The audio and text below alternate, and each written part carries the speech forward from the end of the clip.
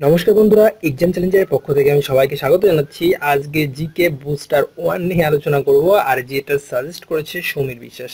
তো সমীর বিশ্বাস মহাশয়কে অসংখ্য ধন্যবাদ এক্সাম চ্যালেঞ্জের পক্ষ থেকে। আমরা চাই আপনি এইভাবেই আমাদের সাহায্য করুন, পরবর্তীতেও অনেক অনেক অনেক প্রশ্ন সাজেস্ট করুন, তাতে আমাদের এবং আমাদের ভিউয়ার্সদের প্রত্যেকেরই কিন্তু অনেক লাভ। যাই হোক, আপনাকে আবারও ধন্যবাদ জানাচ্ছি, জানিয়ে আজকের প্রশ্ন উত্তরগুলো শুরু করছি। তো চলুন বন্ধুরা, দেখে নেওয়া যাক সমীর বিশ্বাস মহাশয় কি প্রশ্ন আপনাদের জন্য সাজেস্ট করেছে। প্রথমে বলে রাখি, এখানে লেখা আছে জিকে বুস্টার 1 ফর জিবি জিডিআরবি। এটা হচ্ছে ডব্লিউবি জিডিআরবি হবে, একটু মিস্টেক আছে। যাই হোক, চলুন দেখা যাক। হ্যালোফাইট গাছগুলি কোন মাটিতে বৃদ্ধি পায়? অ্যান্সার হবে হ্যালোফাইট যে গাছগুলো আছে সেগুলো লবণাত্মক মাটিতে বৃদ্ধি পায়। মায়োপিয়ায় ভুগছেন এরকম লোক দূরের জিনিস দেখতে পায় না। মায়োপিয়া এক ধরনের চোখের রোগ, যে রোগটা হলে মানুষ দূরের জিনিস দেখতে পায় না। মানব দেহের কোন নার্ভ বা স্নায়ু ঘ্রাণ নিতে সাহায্য করে? অ্যান্সার হবে অলিফ্যাক্টরি স্নায়ু। মানব দেহে 23 জোড়া ক্রোমোজোম থাকে, এটা আমরা সবাই জানি, অলরেডি গত পরীক্ষায় এটা চলে এসেছে। 23 জোড়া অর্থাৎ 46টি। মানুষের মস্তিষ্কের প্রধান অংশ হলো সেরিব্রাম। বিবর্তনের ধারণা দেন ডারউইন।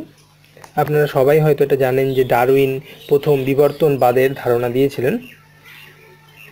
মানবদেহের মেরুদণ্ডে কতগুলি অস্থি আসে যদি এরকম প্রশ্ন আসে, তবে অ্যান্সার হবে 33টি অস্থি। মানবদেহের সবচেয়ে শক্তিশালী পেশি কোথায় রয়েছে? মানবদেহের সবচেয়ে শক্তিশালী পেশি হচ্ছে আমাদের চোয়াল, যেটা মুখের ভিতরে। আপনারা বুঝতেই পাচ্ছেন চোয়াল কোনটাকে বলে। চোয়াল হচ্ছে সবচেয়ে শক্তিশালী পেশি। একজন স্বাভাবিক বয়স্ক লোক প্রতি মিনিটে কতবার শ্বাস প্রশ্বাস নেয়? তো এখানে অ্যান্সার হবে 15 থেকে 20 বার। হীরা কার্বনের সবচেয়ে কঠিনতম রূপভেদ। শুধু কার্বনের কঠিনতম রূপভেদ না, হীরা বর্তমানে পৃথিবীর সবচেয়ে কঠিন পদার্থ। তো নেক্সট আমরা দেখে নেব, পশ্চিমবঙ্গের সমগ্র এলাকার গড় বার্ষিক বৃষ্টিপাতের পরিমাণ কত? তো এখানে অ্যান্সার হবে 175 সেন্টিমিটার। পশ্চিমবঙ্গের কোন জেলায় সবচেয়ে কম বৃষ্টিপাত হয়? পশ্চিমবঙ্গের পুরুলিয়া জেলায় সবচেয়ে কম বৃষ্টিপাত হয়, আর পুরুলিয়া জেলাকে খরার জেলাও কিন্তু বলা হয়, মানে এত কম বৃষ্টিপাত হয় আর কি। পশ্চিমবঙ্গের কোন জেলায় সবচেয়ে বেশি চাল উৎপাদিত হয়? তো দেখুন, এখানে চাল উৎপাদিত হয়, অর্থাৎ চাল উৎপাদিত হতে গেলে তো অবশ্যই ধানকে উৎপাদিত হতে হবে। তো ধানে হচ্ছে পশ্চিমবঙ্গে প্রথম আর কি বা প্রধান একটা জেলা হচ্ছে বর্ধমান। বর্ধমানকে ধানের গোলাও বলা হয় পশ্চিমবঙ্গের। কলকাতা মেট্রো রেল ব্যবস্থায় স্টেশনের সংখ্যা কত? স্টেশনের সংখ্যা হচ্ছে 24টি, নোয়াপাড়া থেকে কবি সুভাষ পর্যন্ত। পরবর্তীকালে মেট্রো রেলকে আরও বাড়ানো হচ্ছে, ব্যারাকপুর পর্যন্ত বাড়ানো যেতে পারে, আর বর্তমানে বারাসাত বিমানবন্দর হয়ে বারাসাত পর্যন্ত বাড়ানো হচ্ছে। তো নেক্সট হচ্ছে কাঞ্চনজঙ্ঘার উচ্চতা কত মিটার? কাঞ্চনজঙ্ঘার উচ্চতা হচ্ছে 8586 মিটার। সবচেয়ে বড় নদীদ্বীপ এর আয়তন কত, আর এটি কি? তো সবচেয়ে বড় নদীদ্বীপ হলো মাজুলি, যার আয়তন প্রায় 1250 বর্গ কিমি। তামা গবেষণা কেন্দ্র কোথায় অবস্থিত? অন্ধ্রপ্রদেশের রাজামুন্দ্রিতে তামা গবেষণা কেন্দ্র অবস্থিত। কত সালে ঝাড়খণ্ড বিহার থেকে আলাদা হয়ে নতুন রাজ্য হিসাবে আত্মপ্রকাশ করেছে? তো সালটা হবে 2000।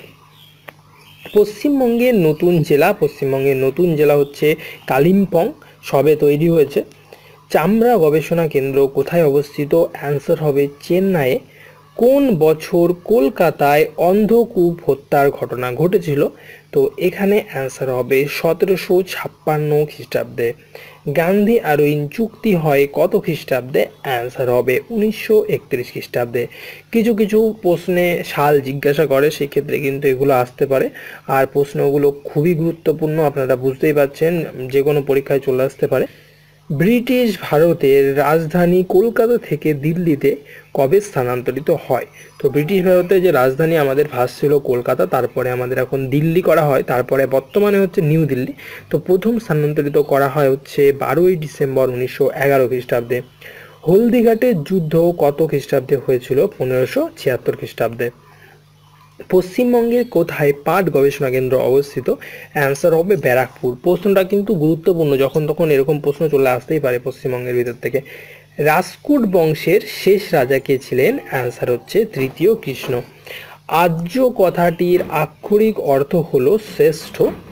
ঋগ্বেদ সংহিতায় কতগুলি শ্লোক আছে? শ্লোক আছে 1028টি।